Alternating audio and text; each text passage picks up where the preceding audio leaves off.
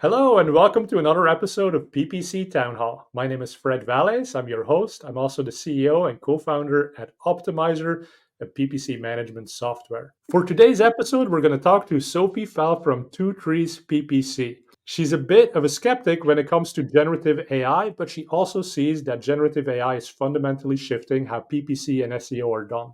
So we're going to hear from her how she thinks about the future, what they are doing to prepare for changing to a more generative world, and how to remain successful as an agency and as an agency employee. So, with that, let's get rolling with this episode of PPC Town Hall. Hello, Sophie. Thank you so much for joining me today. Hi, Fred. Thank you for having me. I'm very excited. I am too. So, tell people a little bit about who you are, about Two Trees PPC, where you're based, what you work on. That's a lot. That is a big introduction. Yeah, Okay. you want to know it all. Cool. So, yeah, I'm Sophie. I've worked in paid media for around 10 years now. Um, Fell into it by accident and then fell in love with it very, very quickly, and have been here ever since. So I'm based in the UK. Two Trees are based out in Sacramento in California. So your neck of the woods. And what started as a relatively small local agency has now turned into a bit of a global powerhouse, really, for paid media and PPC. So I got the opportunity to work with them and haven't looked back. Very cool. So, how does one fall into PPC by accident?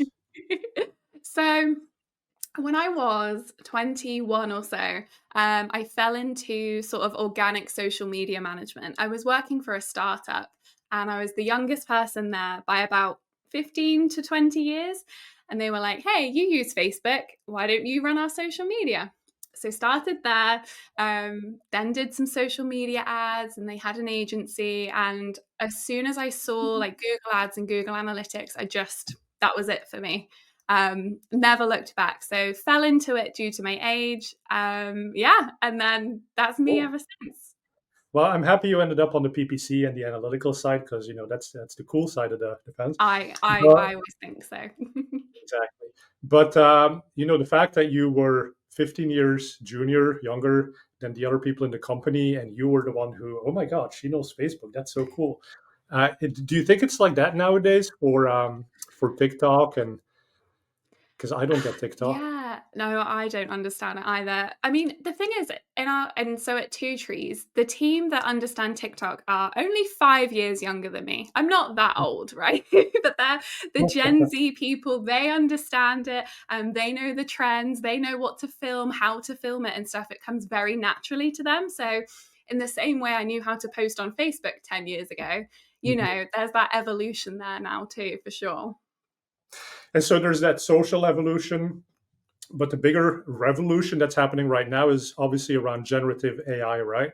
Mhm. And I don't know how you feel about it. Like I'm so excited about everything in Gen AI, and I'm used to a fast moving world of digital marketing and Google always changing things. But when it comes to OpenAI and Claude and Meta AI, it's like it's so much faster than even Google.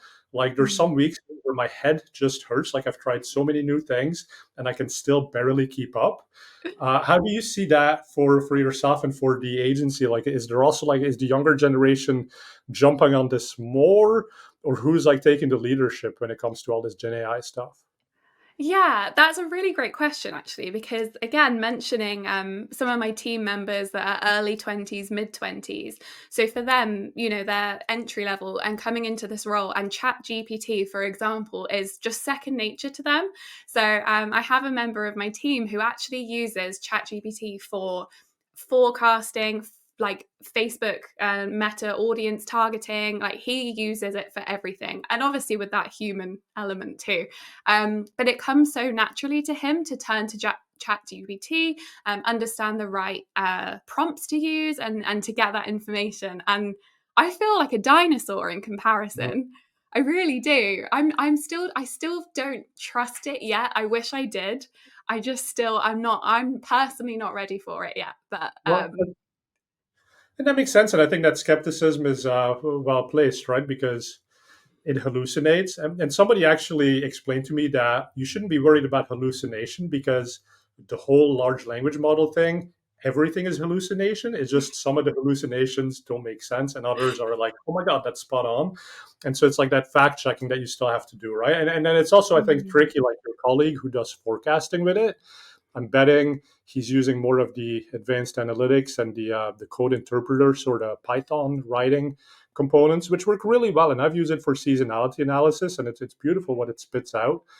Um, but where I've often found problems is if you sort of try to bridge the gap and you go from a Python statistical analysis to then interpreting it on a semantic language model, Mm. there it falls apart because once it goes down the Python route, it stays in the Python route. And Python is just not very good for semantics.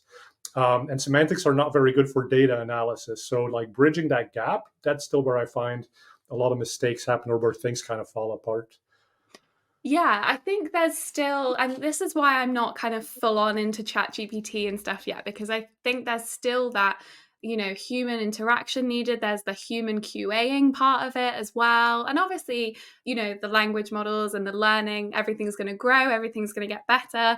I think some of it is I'm just rooted in sort of the way I've always done things, which is not, it's not the best example to lead by. So when my team member talks about doing forecasting with ChatGPT, the first time he told me, I was horrified.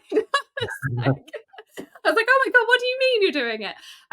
But again, it's just second nature to him and that generation, and it works well. So I'm aware that I need to put a bit more confidence into it. Yeah. Yeah. No, but it all makes sense. And what I find interesting too is that you having done this for such a long time, and you say you have your process, right? And you have a routine that you seems like you follow. The problem is if you went to generative AI even 2 years ago when ChatGPT was first released, you would give it a task and it would come back with something. And it's like, well, how did it get to that point? And you didn't see the steps in between. Mm. You didn't see the mistakes that it might have made in that logic. Now with the strawberry model 1.0, the newest one that's still kind of like being tested, it's much more interesting because it actually breaks down the task into the steps and you can see it processing and saying, okay, if now I'm like accessing websites to pull information. Now I'm processing that. Now I'm running some mathematical calculations. And it kind of lays that out so you can at least have an inkling that, okay, I kind of get where it's coming from. It's also much better at breaking down these complex tasks into subtasks. So you can actually go and ask it to achieve what I just asked you, which is forecasting, like what are you going to do? And it explains it step by step. And then you can build confidence that it's actually not missing an important element. And in PPC, I would say something like, well, is it considering the fact that brand and non-brand might perform differently, right? And if you see, oh, it's just sticking everything together, then you might tell it, oh, please split it out based on brand versus non-brand, and then run the analysis. So that's one way that I see potentially us getting more confidence into what it's doing. Yeah, for sure. I think, yeah, if I could see those steps, I think I personally as well would have a lot more confidence in it because, um, yeah, it's just, and almost, I don't know if it's me personally or a general thing, but I have that a little bit of stigma if something comes from ChatGPT. I don't quite trust it yet. Or again, like you said, I'm like, okay, but how did it reach that conclusion? What's it taking into account and things like that? And like you said, when you've been doing this for such a long time, you have your processes, right? You have your sources of data that you rely on to give you this information. And yeah, I like I said, I should be more open to it, but again, I think having those workings would build that confidence for sure. Yeah, you just mentioned sources of data, right? And so that's a big one. And you said you fell in love with the data and analytics. Um, and how important is that data, do you think, for the future of marketing? When I think there's more automation, less manual control. Like, how does the data play into that? Yeah, and I think it's like it's a critical function. I think as PPC experts, people that run paid media, things like that. I think we we need to get comfortable with losing those manual controls, right? So, for example, things like PMAX, the response to PMAX and it being, in the beginning, that black box of reporting and the lack of control. And I obviously that's improved over time. But I think we're so used to having all the levers, right? And, going back 10 years, manual CPC, you track every bid, there's just so much control we had. And today the control is less, but again, there's that comfortability with it. So with RSAs and things, like, you're like, okay, I've got my inputs, I still have control, but I'm trusting the algorithm to kind of, figure it out for me. And I think that's a really big step. And some people still aren't there yet. Some people still don't trust RSAs, smart bidding strategies, and things like that. So I think for anyone that, wants that long-term future in paid media, PPC, I think it's that comfortability piece that we're going to have to get used to pretty quickly, I think. Better get on board with the power pair and The teaming up. power pair. Yeah, exactly. And I think, yeah, you can't, PPC is so quick moving at the moment, so fast evolving. People can be off hands-on management for 6 months, a year, and just completely come back and not understand, the UI or demand gen, or there's so many moving parts at the moment. It's sometimes a bit overwhelming how much there is, but It yeah. can be. So let's break that down. So one of the things you just mentioned was the levers.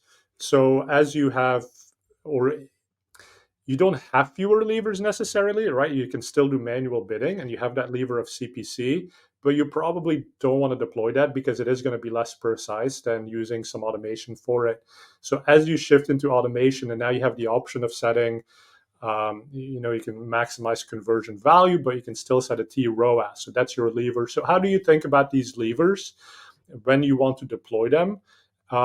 And how do you figure out what they should be like? How does that client conversation go in this world of, hey, I just hired an agency, and like, aren't you guys just sticking everything in Google and Google does it all for us? Like, what do you actually still do? Yeah, no, that's a good question. And again, my somewhat old school approach, that is apparently old school at this time. Again, I think it's about, I still believe in the fundamentals of keyword research, solid campaign structures, all those things. And those are the things that we tend to kind of run through more specifically with our clients. Similarly, I think we get that response with RSAs a lot. People don't trust, not necessarily people within an agency, but maybe a client isn't ready for RSAs, or again, losing the control of every single ad combination that may come up. And I think we have to address that with clients a lot of the time too.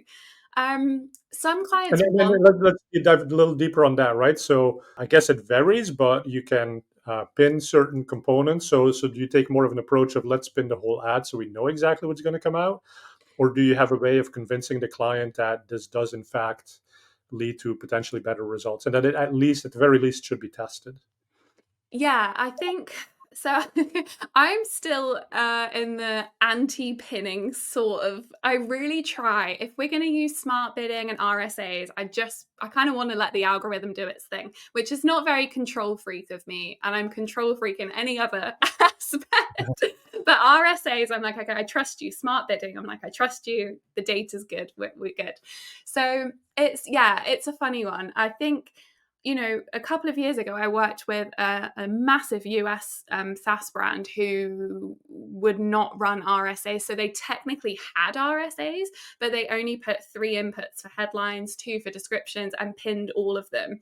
And that was their way of kind of having that control and making sure they really, again, were in control, I guess, of the ads people were seeing and things like that. We tried to convince them to use RSAs and they didn't want to, and that was fine, and I think there could have been a lot of value in doing that. So Well, yeah, no, and I think, but you're talking here about this was a major SaaS brand. And my belief is that if you have a very strong and recognizable brand, you have a lot more leeway because so much of your CTR and the conversion rate is going to come from the fact that people know you, they trust you. So there's less convincing, there's less experimentation that Google needs to do to get to that point of the click and the conversion. But if you're a lesser known brand, then yeah, sometimes you don't know what you don't know, right? And that's where it's helpful to give Google a few options and let the RSA be an RSA. And in fact, there's a new study. So Optimizer has been doing a number of studies. One of them has to do with ad strength. I'm betting your client who was spinning everything had pretty low ad strength labels. Yeah. But they had good results, I bet, as well, right? Yeah, I think personally, Yeah. I would have liked them to see. I would have liked to see them do a little better, but Uh-huh. mostly they were Yeah. happy. So the study we just put out basically says that actually that the better performing ads on a CPA and ROAS basis tend to be the ones with the lower ad strength labels. If you have an excellent ad strength label, you tend to actually perform worse. Now, the only point to make here is like, don't just trust everything Google says, because Google is basically saying, listen, based on every advertiser who's ever been out there, like these are the things that tend to correlate to what we think is better performance, right? So give us more Mm, variation, do less spinning, let the system figure it out. That's what they're pushing for. But if you actually know what you're doing or you work with a smart agency, then it's fine. If Google tells you there's not enough variations in the headlines, but you figured out the headline that's like the killer headline that's going to get that conversion and that click, then you don't need to worry about that. You don't need to worry about the averages from all of humanity to get your results, because you as an individual are different. So that's one study we put out. And then the other one was what was it? It was around pinning, right? So basically saying the more that mm, you can train automation systems, the more that you have your personal bias and prejudice about what's going to work. It doesn't actually help the machine. It's putting it in a box where it's not able to do as good of a job as if you said, just go for it. mm. Yeah, and I can see that. I can see that, which is why personally, like when it's up to me, I try and stay away from pinning. I get it if you want to make sure your brand's in a certain place. I understand the kind of common reasons why you'd want to pin, but I think that in the majority of cases, again, if you're using RSAs and smart bidding, personally, I think let Google do its thing. Yeah, exactly. Now, let's talk a little bit more about the data, right? So you Hmm. made the point that if the data is good, then the power pair will function properly. But what does it mean for the data to be good? And I think we see this often with B2B lead gen advertisers. They struggle because a lead is just that, is just really someone filling out a form. And the majority of that is not good. Mm. So kind of steer the system based on that. And like I would say that's not good data, right? So how do you as an agency think about good data, and how do you bring it to Google? So I think it's again sort of adhering to Google's best practices. We don't always adhere to Google's best practices, but I think in this case it makes sense. Again, particularly if you're using smart bidding. So again, it's about obviously having conversion tracking in place, ideally enhanced conversion tracking in place, but also it's about those sort of lighter conversion events too, right? So for example, like you mentioned, for like a lead gen company, are newsletter subscriptions important to you? Are free trial demo requests? Those sorts of things. And I think in doing that, you can help kind of, again, feed the algorithm with what it needs. And I think if you're seeing like a very low quality off the back of your lead gen ads, I think it's important where you can to like assign those values too. So, doing the math, how many leads turn to MQL to SQL, you end up doing, and assigning those values, I think can really help too in generating those leads. Yeah. And so you're talking about two things, right? You're talking about, on the one side, you don't have enough conversions. So think about these newsletter signups and these micro conversions to give Mm, some signal to the system so that it can build up towards having more of the thing you actually want, which is not even the lead, but it's the sale, right? But you have to feed the machine up until it gets to that point. And then the second thing you're talking about that I'm hearing is you have to value those conversions. So even if you're now looking at actual sales, not every sale or not every lead has the same value, um, right? And I think the yeah. struggle has often been, how do you set that value? So what's the process look like with your clients? How do you get them to not be afraid? Perfection gets in the way of progress, because a lot of advertisers, I see them saying, I'm not going to put in a value because I don't know what the right value is, Mm, and so they don't do anything. And the point that I usually want to make is, well, even if you can say that this is slightly better than that, even if you don't know exactly what that number should be, that is helpful to the machine to indicate, okay, it's 5% better. That might not be the right number, but now it knows I prefer this over that. So Mm. how do you go about that with clients and with your data management? Yeah, so generally, we try and kind of reverse engineer from the end, right? So we've got a sale, the sale. So we have a look at kind of what the average order value is from leads generated by Google Ads. Not necessarily from everything, because it will differ, but generally speaking, AOV from Google Ads. And then we kind of work backwards into so we're then SQL and then MQL, and again, the percentages of people that make it to each of those things. And if you keep going backwards, eventually you figure out the value that you can assign to a lead based on kind of that math piece. So we try as much as possible to do that. Some places will say that, every lead is valuable or every newsletter sign up is valuable, and, but I think to give, again, if you're using smart bidding, I think to give it the best possible results and to get the highest quality back from it, I think where you can use data and math to support that, I think that tends to help, in my experience anyway. Yeah, and I think this is one of the areas where generative can be quite helpful. So I think about generative in sort of like three levels of usage, right? You can use it to do things you already do faster. So like we were talking about your process, if you can tell it to GPT, this is what I do, this is how I analyze keywords, these are the 5 steps, just go and do it for me, make me faster. Or you can use it to learn something new. And this is what we're talking about, right? So you want to have a better modeling of what is the value of a lead, but you may Mm. not be statistically adept like myself. And so I'm like, yeah, I can kind of put in values, but I probably could have done a better job if I understood statistics a little bit better.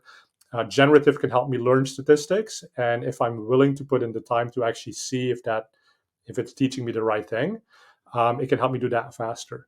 And then the third area where I think it's highly risky is to say, like, listen, I think I should have better values put in for these leads, but I have no interest in statistics. Like, I'm just going to tell the system to spit something out and I'm going to go with it. That's dangerous, right? Because now you're not validating the work, you're not actually learning. And that's when the hallucinations that are wrong could potentially like kill the campaign performance. And that might be bad enough that your manager comes to you and is like, hey, sorry, PPC management like is not for you. Go and find a different job. I hope not. I mean, that would be hard to hear after 10 years. Gosh. Yeah, But exactly. yeah, I think it all, again, it comes down to, and I know that, again, as marketers, we talk about this all the time, but that data driven decision making, coming back to data, all these things, I think as a whole industry, we're still not there. I would love to say that we are, and we all think statistically, and we're just not, and not always all the time. It's not always possible, right? So Yeah. that's what makes it so difficult, I think. But in an ideal world, we would we would have accurate lead volumes, and values and things like that too, to Yeah. really help feed the algorithms. Makes sense. So let's shift gears here a little bit. So you've worked on SEO, and you have SEO teams obviously at Two Trees. What do you see the interplay being between SEO and PPC going forward as automation takes hold more and more? Yes, I think this is a really interesting one because I still see PPC and SEO teams as siloed and almost butting heads or trying to take the credit, and I personally, I don't understand it. But so I think the place we need to get to is right now we've got generative AI for creating ad copy. It's in its very early stages, right? There's a lot of human feedback. There's a lot of manual input still, to some extent to kind of correct what the generative AIs come up with. But that's not going to be the case forever, right? All the feedback that we're giving, and again, as the language models kind of evolve and learn, we're not going to always be in a place where it needs manual input. So I can kind of see, this is my like dystopian future. I can kind of see a position where the generative AI kind of again uses maybe that single source of data. So whether that's web copy or again a huge manual input of copy, but I can imagine they won't want that kind of human interaction at that point, right? So I'm thinking there's that single source of information, maybe a website, and that PPC and the generative AI used within PPC can kind of pull that as it needs to for kind of each individual person at auction time. That's what I'm picturing eventually. So I think that again, for PPC success, there needs to be that input into the content that's on the website or into the content that's being fed to the AI, to make ads that really work and say the right thing, and Yeah, that makes sense. And so is this the death of SEO? And I think it's the death of SEO as we know it. The purpose of SEO is no longer to be one of the blue links on the search results page, and regurgitating known information is no longer good enough. You want to bring something unique, because that unique thing is what the generative system is going to pick up on and is going to make part of its summarization and its answer. But we have to, and I think this is both true on PPC and SEO, but we have to come to terms with the fact that the way the consumer comes to buying something from the companies that we support is going to be fundamentally different. But that generative system needs a ton of information. In fact, there's some people are saying it's already ingested the whole internet. So how does it get better? Well, one answer to that is we actually need to make better content, more content. So there's more work for SEO to help the LLMs become even more sophisticated. But we have to be okay with the fact that that is not necessarily going to lead to people visiting our website. It's actually going to decrease time on website. I think the importance of a landing page, I think, is just not that huge anymore. It's the landing page is for the transaction, because if someone has a mm, conversation with generative, they're going to stay there. They're going to ask all the questions. They're going to get all the information. They're going to know which company they want to work with because you fed it that information. By the time they come to you, you don't have to convince them anymore. You don't have to have a pretty landing page. You just have to have an easy checkout process. I think yeah. that's going to be the shift. Definitely, yeah. And I think again, it doesn't mean, like you said, SEO is dead, but it's new, right? And again, there's this whole new thing happening. And again, for advertisers and brands alike, you've kind of got to make that decision now or very, very soon. Like, are we going to start optimizing for AI chatbots, generative AI, LLMs? Is that what we're doing? Or are we going to continue doing things the way we've done? And, when we all get sort of forced down the road of adoption or die, you're not going to have that wealth of data that other brands have. So I think we're like at a very interesting point right now, because the generative AI isn't perfect, and the chatbots aren't perfect, and the new search experience isn't perfect, but it will be very Exactly. quickly. I mean, think about Google 20 years ago, right? Like they would re-index the web every couple of weeks. So all the data was always outdated. It was always stale. But now look at Google. Like you post a change to your web page, and within a second, they probably know and picked it up. It's crazy. And we're going to see that same evolution in the generative systems. And so, and there's also Amara's law, and it says that we overestimate the short-term impact and underestimate the long-term impact of a technology. So we're going to have like all of these thoughts about, oh my god, like our industry's changing, like in the very near term we're all going to lose our jobs, we're going to do SEO PPC differently. That's probably overstating it, but what we're not looking at is like how fundamentally commerce and doing business will be changed 10 years down the road in the longer term, because our minds can't even grasp what that's going to look like. No, and I think that's like, it's almost scary, isn't it? It's exciting, but I think it's a bit scary too. So I have a 10-year-old daughter, and I think about, I have no idea what job she'll have. I have no idea what phone she'll have. By the time I'm old, I can't even imagine what her world will look like. And I think, yeah, we're in a very interesting time right now, both PPC, SEO, marketing in general, I think. We're almost on the cusp of something really big. And again, it's almost like Y2K. It's like, do you believe that this is going to change? And are you on board with it? Or are you going to say, no, no, no, I'm not adopting this. This is never going to happen, and get left behind? Exactly. And I agree with you there, right? So if you don't believe in it or you're not going to jump on board, you're going to be that 95% of people who lose jobs. It was interesting. I was listening to Bill Gates in an interview, and he made the point that when the phone came out, we could sort of like, you can envision, okay, that device is capable of doing these things, but it's always going to be a phone. And so there's less fear because it's utility, it's useful, and you can see where it's headed. But with something like generative AI and artificial intelligence, and potentially general artificial intelligence, we just can't envision what that means. And so that's why it's exciting and scary at the same time. And we don't know what that future holds. But I think right now the message would be get on board, like your colleague who's doing all of these amazing things with GPT to be more effective, to do new things they couldn't do before. Like that's the game plan, right? That is the type of person I think who's going to be the most valued at the company, and they're going to be in the best position to survive whatever this big transition is going to be.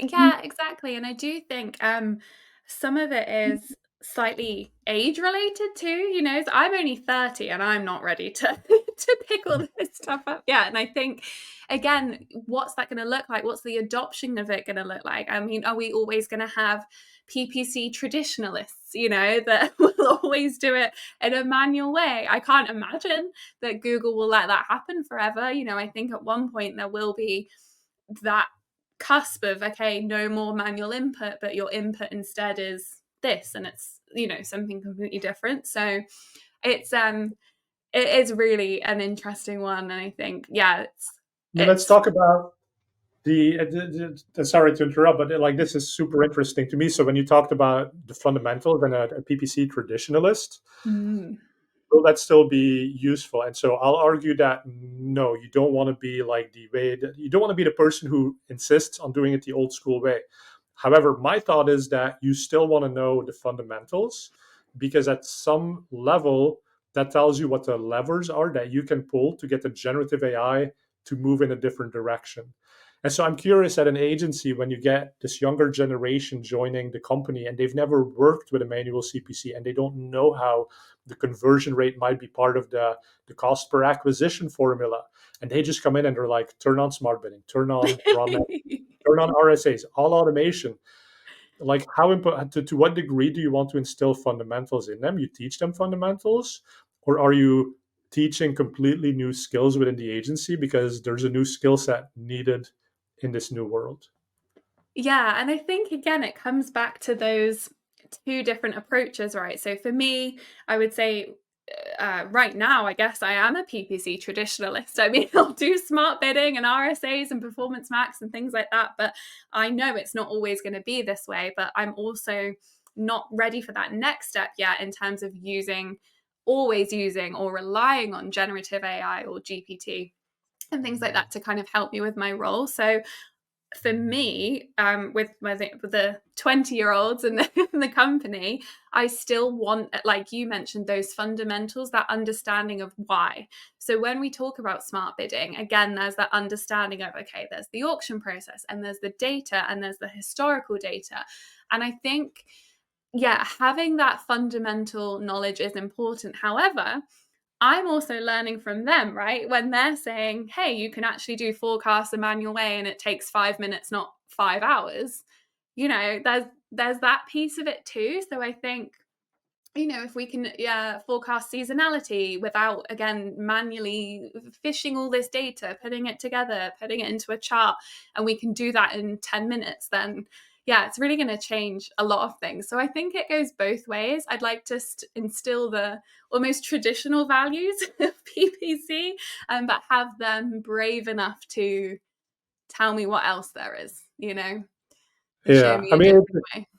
you're making me think this is a little bit like the generations and families, right? Like there's not a clear cut, okay, there's the people from before and there's the people from after. These people, they Mm. live together, they learn from each other, and the kids usually are a bit more resistant to listening to the advice from the older one. But still, I mean, the parents try to, they repeat it again and again and again. And so eventually some of that gets absorbed by the kids. And I wonder if that's the same at an agency, right? So you get that younger generation coming in, and it's not about like us versus them. It's like, hey, you did interesting stuff. Can you teach me how that worked? Oh, and then you can be like, well, based on my fundamental understanding, like that might be that was a great way. But how about thinking about this other thing that you could have asked generative to do? And so as a team, you eventually everybody transitions to be hyper effective in this new world. Yeah, definitely. And again, I think, you mentioned earlier with Gen AI how you can get the process and the steps. And I think again that pleases the traditionalist in me, the Mhm. person that wants the workings, right? I want to understand the workings and I want to teach the workings so that, my team understand how it works or why their input brings this certain output. So again, when he said he did a forecast in ChatGPT, I was horrified. Horrified. But and now understanding, the steps involved and the data that's involved, again, we can be much more efficient if I just start adopting those things. Yeah. Yeah. And that's interesting. And so, as a SaaS company founder, I think about this too, right? So, GPT is obviously useful, but the problem is, you see, when you go to GPT and you want to do an analysis on ads data, you have to go and get the ads data. You have to give it to GPT, then you do the modeling, then you get the Python out of it. Now, there's this concept of drift. So if you ask GPT the same question a couple times in a row, it's not going to come back with exactly the same response. It may lead to the same result. The Python code would be written differently, but it gives you the same output. But there's not even a guarantee of that. Sometimes the Python code may work. Sometimes there may be an error in the Python code. And so that's where I think about, like, how do we take these methodologies that people are discovering, like, oh, it's really easy to do a seasonality analysis in GPT. Yes, but what if you could combine that into a tool like Optimizer, and now you can say, okay, pick my brand campaigns, and we already know which are the brand campaigns because you've labeled that or we've identified that through keywords, and you do the analysis, and now you're like, oh, that's really interesting. Now let me do it with two clicks of a button for a specific set of products or a specific geography. And that's the thing where, GPT is such a great tool for ideation, but I think at the end of the day, people do still want to work in the tools, the email software they have, the task list management system they have. They want that to have generative built in and use Mm. all of these cool new technologies, because at the end of the day, using generative by itself can actually be slower. And I experienced that very much when I started writing scripts. What was it, like 15 years ago? These scripts were huge time savers individually, but then eventually I had so many scripts to maintain, and I had to Mm. install the script in each account, and then I had to that Google would change something. So now I had 50 accounts where I had to go and like individually change that script to make sure it kept working. Um, and that's the thing that I think people will soon realize is, yeah, GPT is great, but like you have to deploy it into your corporate software, your enterprise software that you already have. Yeah, Um, I agree. And I think, I'd like to see Google Ads do more of that too, right? I want to see, if my CPCs are down, I want you to consider every possible impact, external and internal, and have it in one place. Whereas, now, for example, we'll get a report from Google and it might be, you did this, you edited this one thing, and now your CPCs are high, or there was a new competitor, and it kind of stops there. But I would love to see us get to a point where all those external factors are covered. Like, oh, it was raining, so everyone was in a bad mood, or yeah. this happened, and having that, and or like the impact of like things like consumer confidence or the news. And I would love to get to a point where Google Ads could tell us that, but again, like you said, in the platform, not Uh-huh. after the fact. Um, Well, I would love Google's it. a bit slow, so I'll see if I can build that functionality into Yeah. Optimizer for people to You use or it. Google, either You're one. yeah. Well, good, Sophie. This has been very exciting. Thanks for bringing so much energy and sharing all your thoughts on generative and SEO and PPC. Anything else you want people to know, or how can they get in touch with you? So you can find, you can find us on twotreesppc.com. You can find me on LinkedIn and X, Sophie Fell PPC. I'm always talking about PPC and whinging about PPC sometimes too. So you can find me in those places. And yeah, twotreesppc.com. Very good. Well, thank you, Sophie, and thanks everyone for watching. If you've enjoyed this episode and want to see future ones and get notifications, please hit the subscribe button and we'll let you know when new episodes are coming up. With that, thank you for watching, and we'll see you for the next one.